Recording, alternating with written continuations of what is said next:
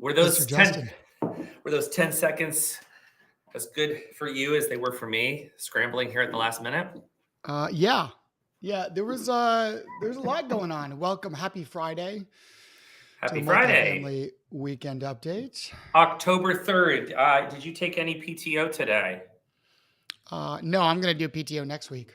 Well, I was reading an article. Ooh. There was about 90, or there was a certain percentage of Swifties that took PTO today to be ready for the album release. Today's the day. Oh, really? What Mhm. what is the album? I'm I not don't know. I'm not a Swiftie, but I do know people that are. Um, so yeah, that's today. Coincidentally or not, it's also the day that the National Apartment Association has opened a call for speaker presentations for Apartmentalized 2026. Yeah, I think And we're gonna throw something in there, aren't we? we Yeah. have something cooking. Yeah, we'll see. We'll see. Maybe we need to get it like vote in Pedro. Like we need to get a campaign going for us to like help it get I through. Right? wonder if you can sway opinions like that. Hmm. I don't know. There's one more holiday today that kind of pertains to us. That there's a lot of holidays every day, but today is National Techie Day. So happy Techie Day, Eric. You're out of the two of us. I think you would qualify as the techie in this duo. As my microphone is disappearing into the background. Yeah, that's pretty cool. That's wild. All right, Yes, happy what's been Techie going Day. on? Yeah, let's Let's do it. Let's do it. let's talk about the news. Apparently, the government shut down. It still is What? shut down. I Yeah, missed. and this wonderful banner. As I went to go research some things, this wonderful banner came up on the HUD website. Yeah. Little politicized. I'm not gonna lie. I was quite shocked at seeing this. I was more expecting to see something along the lines of, "Hey, we're shut down.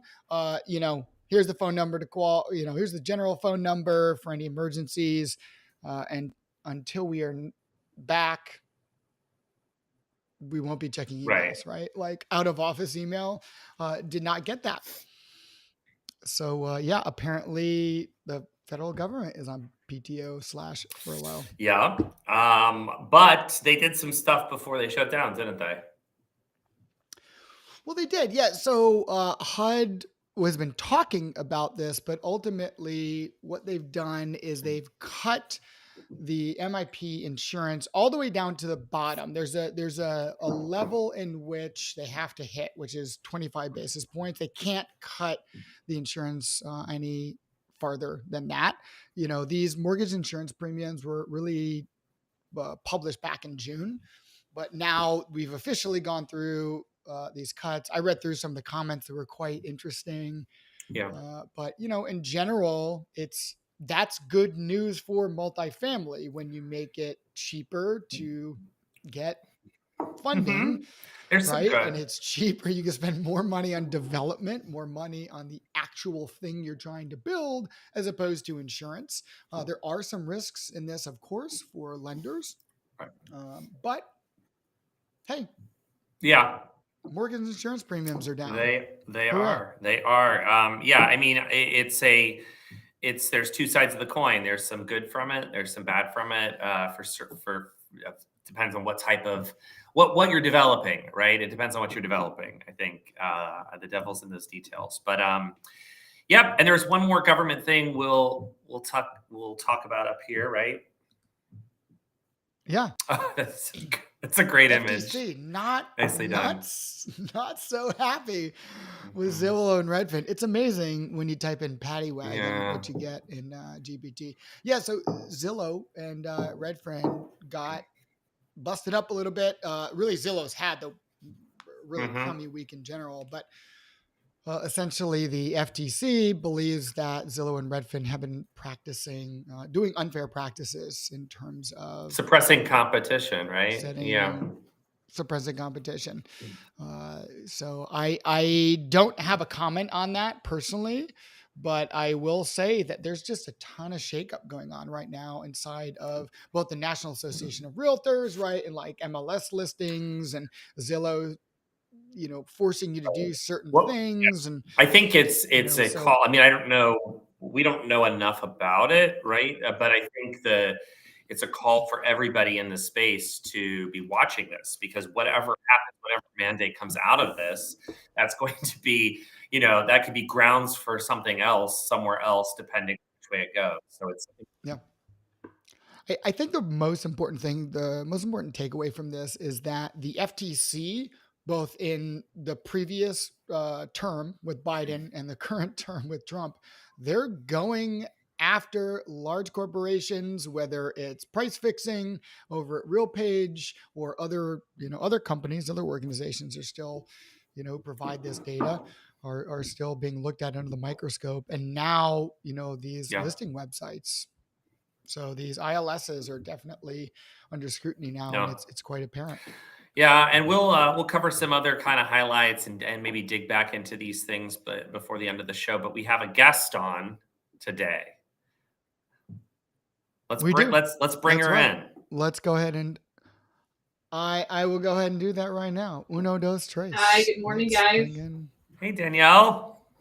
Hey, Good Danielle. morning, Good good morning. morning. How are you? Good. How are you? Thanks for joining us.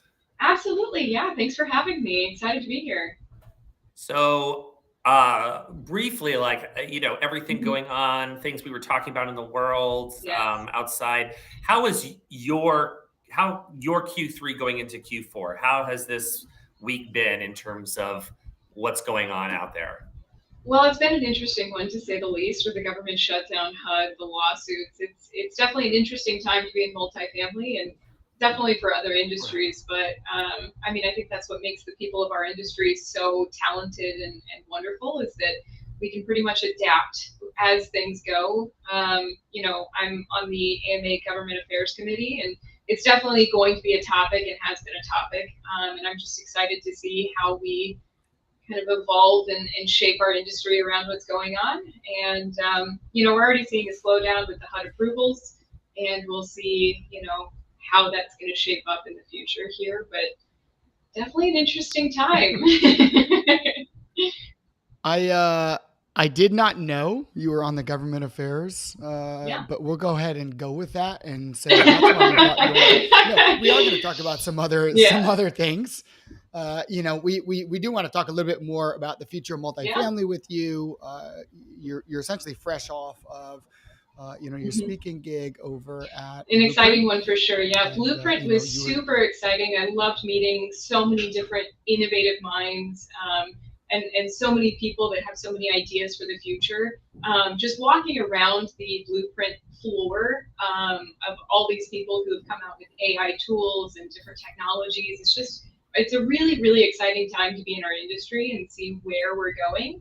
Um, and definitely seeing more of a push of centralization recently within different companies, and um, it's exciting in that we can use technology as a tool to kind of get us there and get us where we want to be.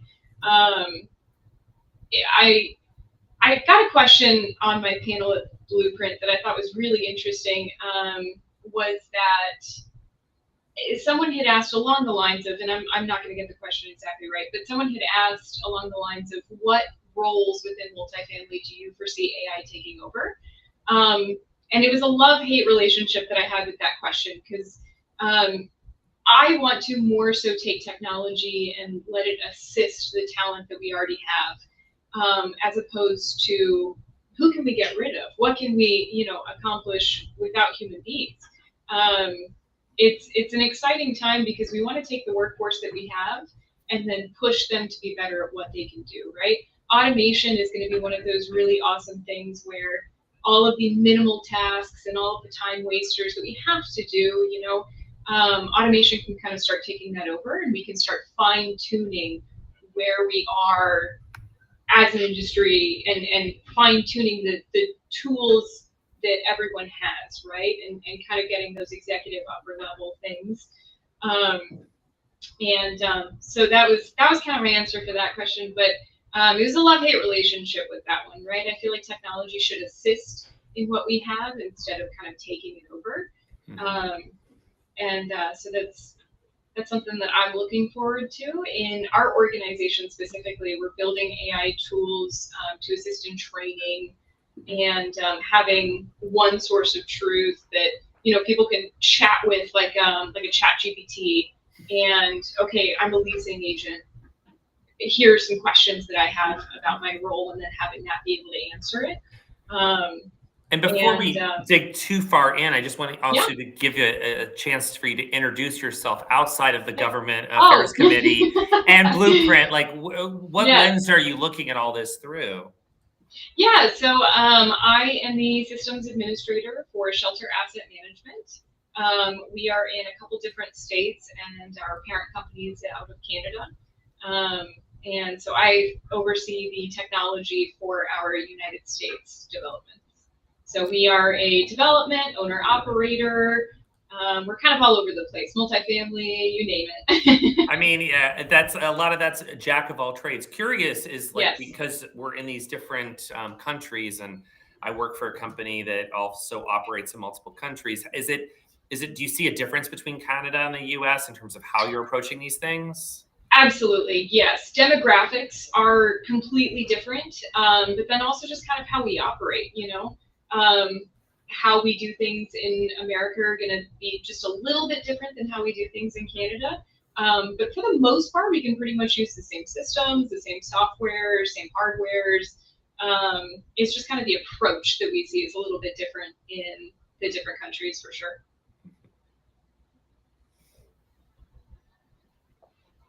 Is Eric frozen? He looks frozen, but I'm going to ask a question on that. Is there, at one time, there was a big trend of having, needing servers in each country. Is that still really important to these? Not necessarily, no. So we pretty much run off of the same servers as Canada, because they're a little bit larger than us, and they already have those systems established when we moved our organization here to America. So we can kind of just remote in and use their servers here. So it's yes and no. I think as we get a little bit bigger, and with that growth, we're going to need to see a growth of systems, right? Right, for sure. But as of right now, we can pretty much operate off of what Canada already has in place. And that might be due to, like, my experience is, being US centric and having to run in Canada. Canada might have had or continues to have more stringent laws around where their data is located. So in order for us to do that, we had to have servers in Canada to operate that. So, which makes total sense. Yeah. Data it's become a hot topic, I think, recently, especially with how we're using data, how we're collecting it, how we're keeping it. Think about it 20 years ago. We didn't have these issues. Most places were paper, and there are still laws of how long you have to keep paper, so it wasn't until recently that we had a lot of these things pop up as issues. So we'll continue to see legislation and things pop up there that we're going to have to abide by. But right now, operating out of Canada is kind of our go-to. Got it. Well, Danielle, I'd like to know a little bit about the process that you have needed to adapt selling technology upward. Mhm. So let's talk about, you find something that you think will provide value to the organization, right? It's going to provide value to the property management company. What are some of the things that you've had to sort of do or shift differently with AI in the picture? Like, are you changing the way you're selling up? Are you trying to build use cases different, or is it kind of just the same old?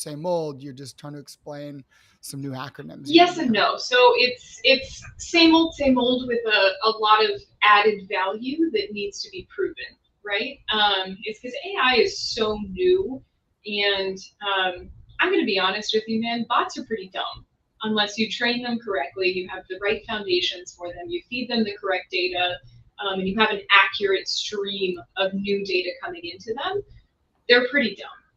And I think anybody who's spent more than 20 minutes with a chat GPT or a Grok or can tell you that, yes, they are a great source of information. They are a great tool when used correctly. And there's also a lot of fear surrounding AI of like, because it's so new, what are the negatives? What are the things that we're going to find out later of how they're using our data or whatnot? Or just that people don't trust it yet, because it hasn't been around long enough. I think we see that with all new technology that comes out, is that kind of that it takes a while for bigger companies to adopt them. And it isn't until those larger companies adopt them that we start to see the value in them as the smaller and, so yes, it's the same old of, hey, this tool is really beneficial and here's how, and then selling that to upper management. I am extremely lucky in that I have upper executive management that is very open to technology and very open to innovation. But I know a lot of companies aren't. And I do think we're going to see a lot of people kind of left behind because they don't want to adapt or change with the new ways of doing things. For instance, we're seeing a massive uptake of AI that is getting traffic to our websites and information from our websites, as opposed to the usual consumer who goes to our website and then also goes to 4 different websites, and we're seeing a consumer base that is now just typing into a ChatGPT or a Gemini. I want an apartment that's 5 minutes from my work, that has a move-in within the next 3 days, that has the lowest pet rent. They're giving it specific parameters, and then are being fed the top 4 best answers, as opposed to doing their own independent research and finding that and going and touring and getting that information. And it's something like, I read a statistic the other day that said that 89% of Americans will be using AI on a daily basis by 2030. So we're going to need to see that shift in how we market and how we give our information to shift to that new AI being the consumer go-to, which is going to be an interesting time of how do we do that versus an SEO or an ILS or, marketing definitely is going to have their hands full here pretty soon. This is true. I'll be talking more about that in the coming months for sure, as the technology continues to advance. I do want to bring you back to something you said earlier about building trust. How do you build trust with upper management, with the new technology or current with technology? the tools or in myself? Yes. Mostly with the tools. Like, how do you build that trust? I mean, ultimately, adoption is going to be a big thing, because once people start using them, and they can see that relationship that they can build with this, and they can see a use case, and they can see the value in it, it kind of sells itself, right? But it's the adoption. So what does that look like? Do you have an example you could, just anything public? Well, we recently started using a leasing bot to assist in lead generation and nurturing leads and prospects and whatnot. And it did take some time to get used to. It can answer the phones for us. It can follow up with leads. And we're seeing that agentic AI come into place versus just AI. So the difference between the two is that, for those of us who don't know, but is that AI, traditional AI, needs a human interaction with it, whereas agentic can take knowledge and function without a human telling it to. And so we're using an agentic leasing bot that, without us telling it, hey, this is market trends, this is when you need to follow up with leads, this is when you need to best nurture leads and whatnot, it's going out and doing it for us. And it did take a little while of the team checking in on it or seeing what it was saying to people, or still wanting to do that piece themselves, and then just seeing that, hey, this is functioning and it's doing its job correctly, and I can rely on this, was kind of big with that trust and that adoption. But I think there's a certain, I don't. I want to put this delicately, is that there's a certain generation that still has a very big distrust in technology. And there's generations that are more quick to adopt it, for sure. One, and let me just chime in here as I continue to get older Yes. every day. I understand, as someone who has been responsible for departments and managed people before, from small to medium sized businesses. I there's a certain level of haphazardness you can have, right? I mean, you can set up pilots, you can test things out, you can beta test, right? We don't use live Yep. data, or we don't use PII, but we go and just test it in the sandbox.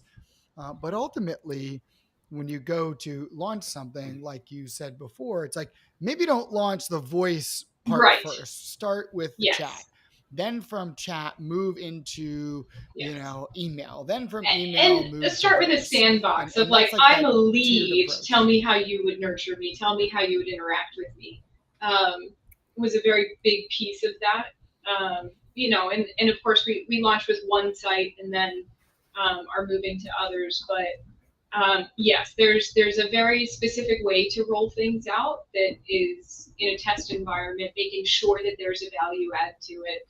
And then making sure that there's a trust component with whatever you are going to be rolling out, not just in AI, but really anything tech related, is making sure that you can trust it with not only your data, but you're also trusting it with your income when you're talking about having it interact with your prospects for you. So that's kind of moving away from that micro example to the macro, to kind of wrap up a little bit, and to also tie in National Techie Day, right? National Techie Day, right? Old way is technology is its own separate component, right? Now everyone, right? Marketing people, everyone has to deal with technology. And so in your opinion, and take this question however you want, how do you think AI is reshaping the idea of a techie? Is it replacing that? Is it removing it completely, like eliminating it? Is it transforming it? Like, what is your kind of take on that? It's definitely transforming it. So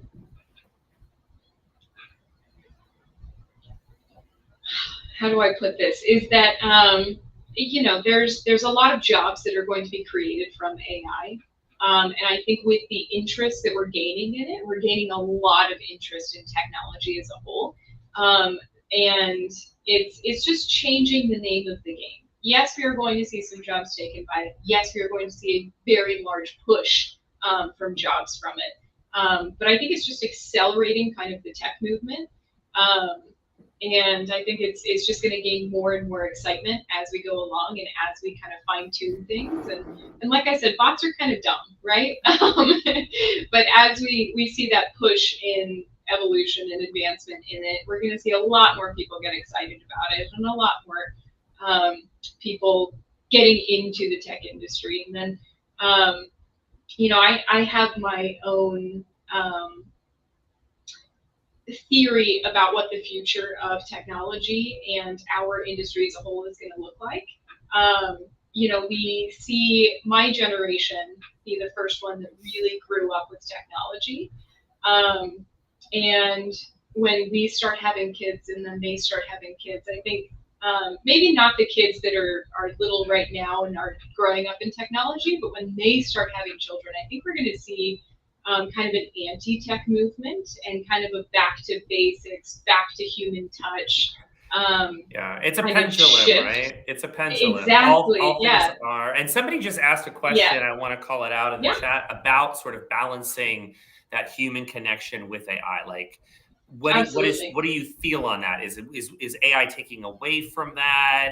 Probably to some degree, or how do you strike a balance between that connection of using AI and keeping human connection? Well, like I said, with technology, we want to kind of take away the more menial things of people's jobs and people's everyday tasks, and then push them towards the things that they're really, really excellent at. And so what we're wanting to do is push people more into those customer service, white glove service, luxury experience. Take some of those things that we can automate off of their plate, and then really let them focus on being the best at hospitality.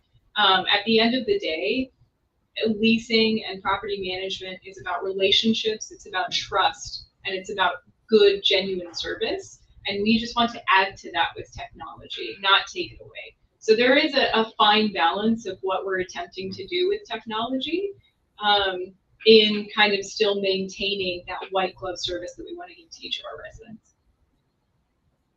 Oh, that's great.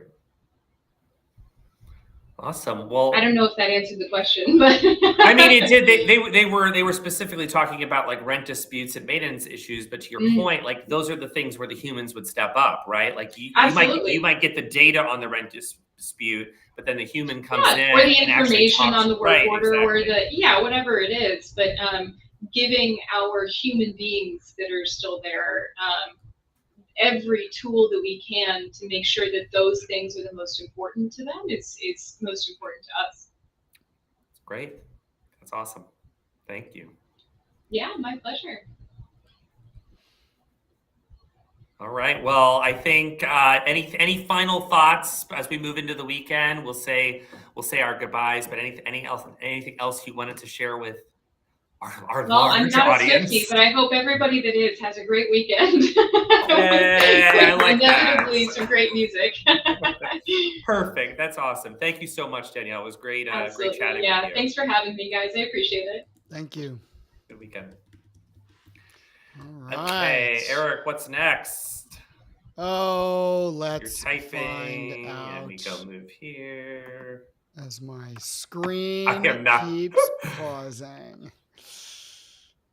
All right. Well, thank you so Okay. much, Danielle. Appreciate you. We definitely have a couple more things to talk about here. Do you want to start us off with some industry highlights, Justin, and then I'll I get to the you, secret you shopper? yes. So there's a couple things that happened right in the industry this week. Zuma announced their agentic AI. I think Kelsey is the name of that. So that was a big announcement. There was some collaboration and partnership from the pet screening folks. They met with biopet laboratories. They were on site and kind of looking at how they are handling things. Obviously understanding how they're going to, kind of roll that kind of stuff into their product. And then we also just like pulled up some recent Greystar news, right? I believe there was That something. is correct. And I just lost it. But essentially, Greystar just settled a lawsuit for $50 million. Yeah. Yep. So that was out of the Nashville courts, I believe. And then we have some shopper information, right? Yeah. Go This for is it. true. Let me I'm gonna try to get the image up here. Yeah, we Real were quick. a little lackluster on images today, but Yeah, it was just one of those weeks, folks. you The know, it's the first day of October. We had to focus on other things. oh my goodness. You know what? I'm just gonna bring up the web page because it's way more fun doing that. Well, Let me see. the suspense alone will increase our viewership. This is No, so true. nothing like Uh watching two guys wait for an image to come up. so true, Justin. And I'm actually gonna adjust my screen size. Does it come down more? We'll see. Flair, in conjunction collaboration with Nurture Boss, have a very important white paper report where they surveyed 1,100 communities to really understand more about the gaps inside of leasing, and we actually have some of the general takeaways for you. Um, which are only 1 in 6 properties used all 3 follow-up channels in their leasing mix. So what that looks like is phone, email, and text messaging. 1 out of 6 properties is doing the big 3 that you need to do, which is crazy to me as a marketer.